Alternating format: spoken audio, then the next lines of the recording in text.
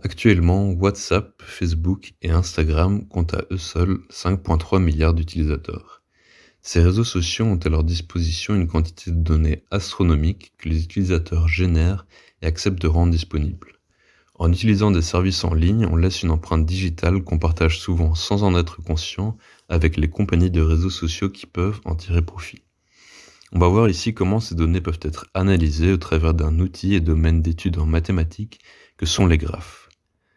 Si on regarde un ensemble d'utilisateurs d'un réseau social, on peut représenter les utilisateurs et leurs liens de la manière suivante. Eh bien, on vient de créer un graphe. Les bulles des personnes sont appelées les sommets du graphe et les relations entre elles, ce sont les arêtes. La représentation en graphe d'un réseau social est intuitive et naturelle. Et comme on va le montrer ici, elle permet d'extraire des informations sur le réseau. En symbole mathématique, on peut noter ça comme ça. Un graphe est un couple de deux ensembles, l'ensemble des sommets et l'ensemble des arêtes, qui sont notés par la paire de sommets distincts qu'elles relient. On peut voir ici un exemple simple d'un graphe avec 4 sommets et 4 arêtes. Maintenant, regardons quelques définitions et propriétés de base des graphes.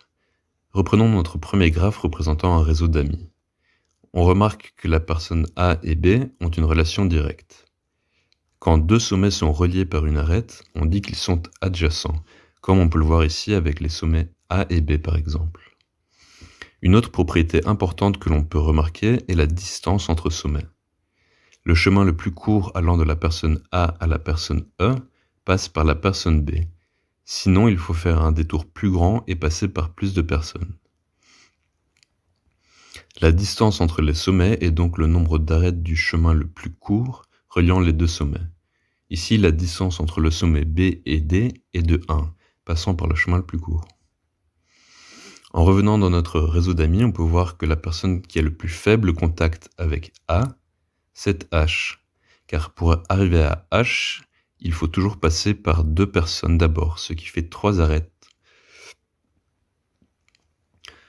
On appelle ça l'écartement du sommet. C'est donc la distance la plus grande qui existe entre lui et un autre sommet du graphe, toujours en empruntant le chemin le plus court.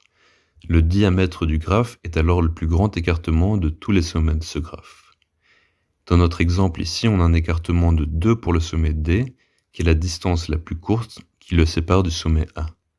Le diamètre de ce graphe est de 2 car c'est le plus grand écartement qui existe pour les sommets de ce graphe.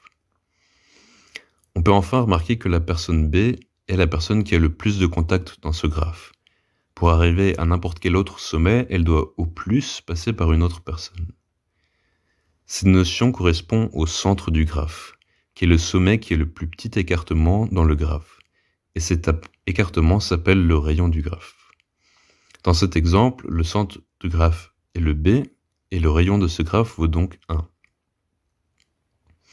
Une fois donc que les données sont collectées et représentées en graphe, on peut procéder à une analyse plus poussée de celle-ci. On va s'intéresser ici plus précisément à comment détecter des communautés dans un graphe de réseau social. Une communauté est un groupe de sommets qui sont plus liés entre eux qu'avec le reste du réseau. Sur un petit exemple, on peut voir tout de suite où peuvent se trouver des communautés. Mais si on prend des graphes bien plus grands, on voit qu'il faut trouver une autre méthode. Un exemple de méthode très populaire pour résoudre ces problèmes est l'algorithme de Girvan-Newman. L'idée est la suivante. En regardant le graphe d'un réseau social, on va progressivement retirer des arêtes qui sont entre des communautés et non pas dans une communauté. Dans l'exemple ici, on va retirer l'arête surlignée. Le résultat final sera de nouveaux graphes séparés représentant les communautés détectées. Pour apprendre plus en détail comment appliquer cet algorithme et ses diverses applications, on vous invite à regarder notre vidéo suivante.